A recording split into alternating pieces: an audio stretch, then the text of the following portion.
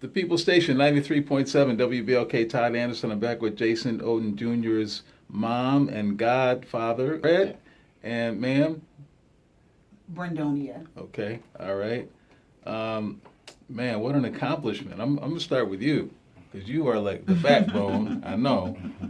So what was it like raising an NFL, a member of the NFL?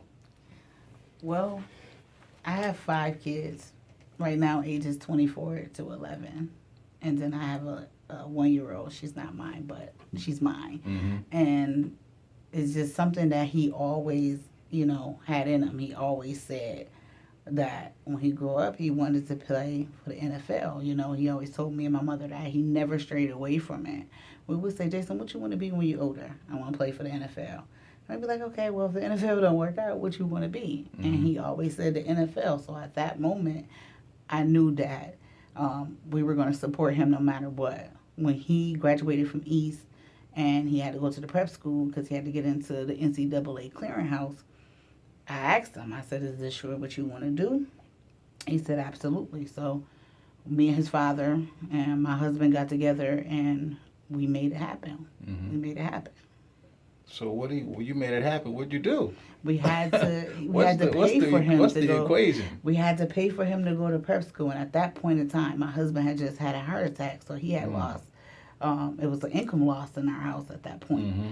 So we had to do what we had to do, me and his father, and basically pay for him to go to prep school. Mm-hmm. I drove him down to North Carolina. We had to support him. Like, we had to pay rent at the apartment that he was living at.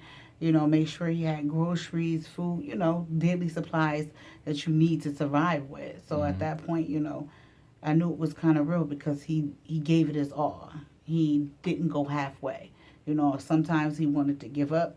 He never did. Like, sometimes, I look to him, for strength and to help me in obstacles, because sometimes I get tired too and I want to give up, and I always call him because I used to send him this text before a game and tell him all the time, if, you always want to give up, when you want to give up, just remember why you started.